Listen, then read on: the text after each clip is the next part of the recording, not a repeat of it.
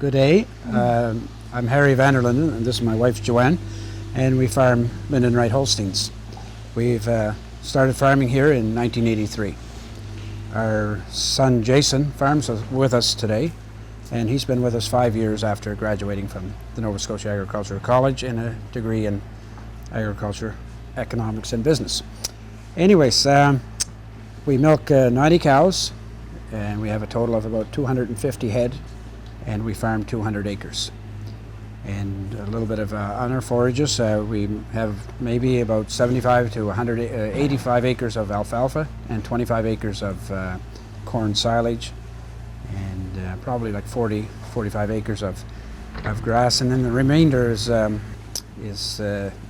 the dry cows and a little bit for the heifers. We do buy about 500 round bales of hay for the heifers. We're mainly into registered cattle, or I shouldn't say mainly, we are into registered cattle, and we do a lot of embryo work. We take embryos out of our best cows and transplant them into others. So this is for us to achieve a little extra income. Okay, so the barn that we're in right now is our new barn. It was built with cow comfort in mind. That was our number one priority, is that it be open and spacious and have really good air for cows and for their health. And that's why you see the walls are wide open. We have curtains on the walls to provide natural ventilation. That's the healthiest thing for cows, is to have good air and have natural ventilation. And the bonus is that there's no electric bill for running fans. Over on this side here, we have a 10-foot opening, and it's a full curtain. It's about 180 feet long, and it's a roll up at the bottom, and it's always it's on automatic setting for most of the year. In the wintertime, we have it because of the frost buildup. It's on the roll up option is disconnected. And then the other part we have here is our chimneys up in the ceiling. I think they're on 24-foot spacings, and we need to control them as well in the wintertime to keep the barn warm enough, because we have to watch for the freezing inside the barn. We built this barn with cow comfort in mind, but also human comfort. We have up in the ceiling there, it's R40. So that makes it a little bit cooler in the summertime, and a bit of insulation then therefore in the winter as well. The other thing we did in here is the lights. You can see there's a number of lights, fluorescent lights on the ceiling. They're very energy efficient. At the time we built the barn, which is about 4 years ago now, we were installing these lights. We looked what was the most efficient lighting we could get on the market, and this is what we came up with.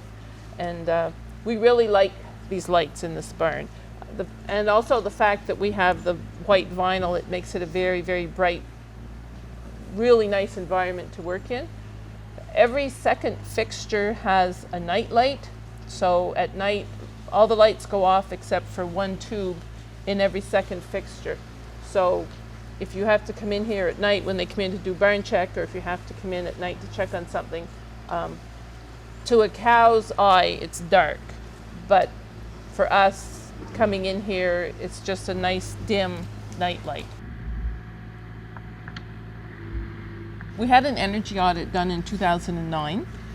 We had finished our new construction at that time. We were in the process of doing ongoing renovations.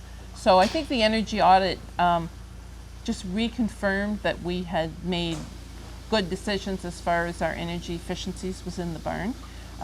Did point out some things that we could do better or do differently, and going ahead we will use some of those ideas.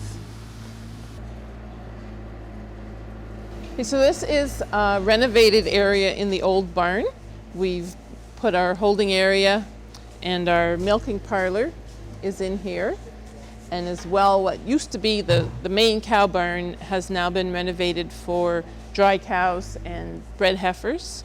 As you can see further down, we do have the compact fluorescent lights, and we've actually had those for quite a number of years now. But we like these T8 high performance lights a lot better. The compact lights, you buy the boxes of lights and they're supposed to last for so many hours, but they never do. We got so we would write on each light bulb as we put it in, the date we were putting it in, and it never lasted the amount of time it was supposed to. So we're much, much happier with these fluorescent fixtures. And they have a nice bright light on them. So basically what the plate cooler does is take some of the heat out of the milk before it goes into the bulk tank. So water circulates around the milk as it's coming through.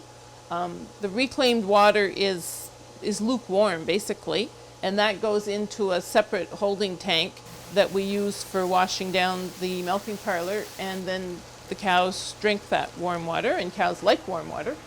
And then the milk goes to the cooler already cooled quite a bit, so it takes less energy to finish cooling that milk. Okay, so here we have our free heater, which takes heat off of our refrigeration unit over here, and the free heater heats up water to roughly 120, 130 degrees, and that warmed up water goes to our hot water heater, which then heats it to 160, 170 degrees, and so you can see that energy saving right there. So in our new construction and in our renovations, we made use of funds that were available through the Farm Investment Fund for energy upgrades and energy installations.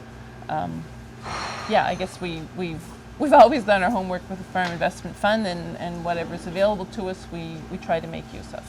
And it's a big help when you're doing a big project.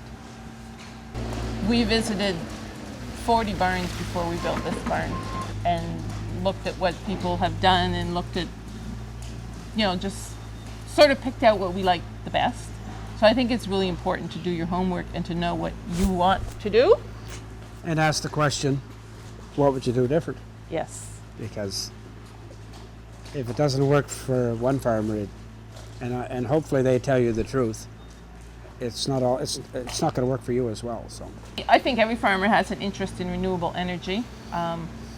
And probably the biggest reason is if we need to cut our costs for production, and if there's things we can do that can cut our costs and reduce the amount of electricity, oil, propane, whatever, that we use, then we're going to be investigating that. as long as that initial cost is not too high. Yes. Because at the end of the day, it still takes dollars to make something happen. And there needs to be a return, and that return needs to be not 25 years, it needs to be like 6 to 7, 8 years.